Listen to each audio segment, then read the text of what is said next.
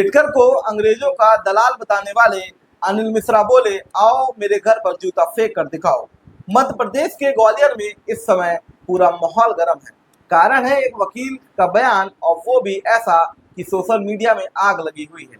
3 अक्टूबर 2025 को Gwalior high court bar association के पूर्व अध्यक्ष और सीनियर एडवोकेट अनिल मिश्रा ने ऐसा बयान दिया है कि जिसे सुनकर हर तरफ बहस छिड़ी हुई है। उन्होंने कहा, मैं अम्बेडकर को नहीं मानता, वो कुछ भी नहीं है, वो तो केवल अंग्रेजों के दलाल थे। अब भारत में अम्बेडकर पर बोलना कोई छोटा मोटा काम तो नहीं है। ये वही अम्बेडकर हैं जिनके नाम पर संविधान लिखा है, जिन्होंने छुआछूत तोड़ा है, जिन्होंने बराबरी की नींव रखी थी।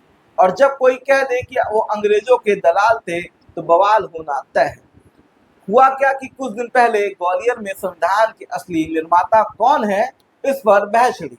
कुछ लोग कह रहे थे कि सर BN राव असली ड्राफ्ट बनाने वाले थे और अम्बेडकर से साइन करने वाले थे।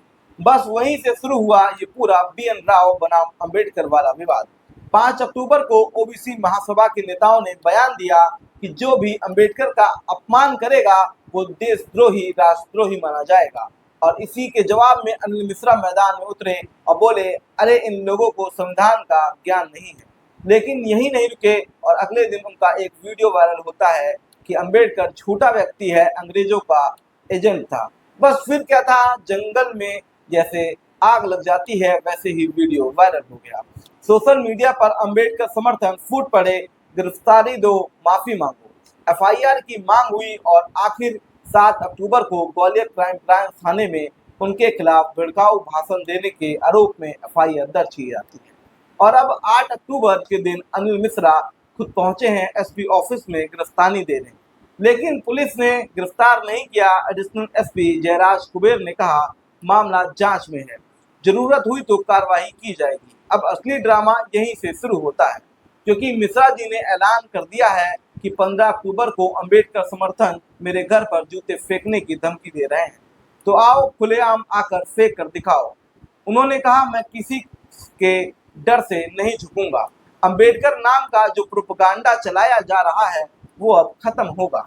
अब ये खुला चैलेंज सोशल मीडिया पर और वायरल हो रहा है। कुछ लोग बोल रहे हैं बोलने की आज़ादी है, उन्होंने अपनी राय दी है, तो कुछ कह रहे हैं अरे जहर उगल रहा है और जहर ही उगलता है। लेकिन सवाल ये है, क्या अम्बेडकर के खिलाफ ऐसा बयान सिर्फ राय है या फिर भड़काऊ भाषा जो समाज को बांट सकती है? क्योंकि ये वही अम्बेडकर है जिनके लिखे संविधान से अनिल मिश्रा साहब खुद वकील बने हैं।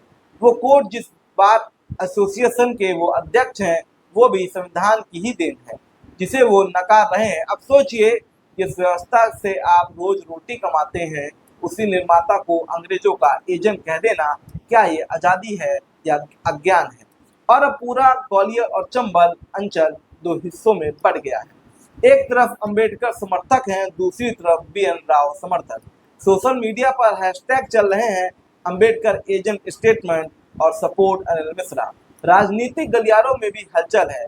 कुछ लोग कह रहे हैं ये जातीय ध्रुवीकरण की नई शुरुआत है, क्योंकि मामला अब कानूनी से ज्यादा सामाजिक बन गया है। अब देखते हैं कि 15 अक्टूबर को होता क्या है, जूते फेंके जाते हैं या नहीं, या फिर पुलिस इससे पहले कोई बड़ा कदम उठाती है। देखिए, हिंदुस्तान संवाद किसी पक्ष या विरोध में नहीं है। हम बस ये सवाल रख रहे हैं कि आज़ादी ए बयान की आड़ में किसी महापुरुष की गरिमा को ठेस पहुंचाना ठीक है या नहीं? फिर क्या हर बयान पर FIR ही एकमात्र जवाब है?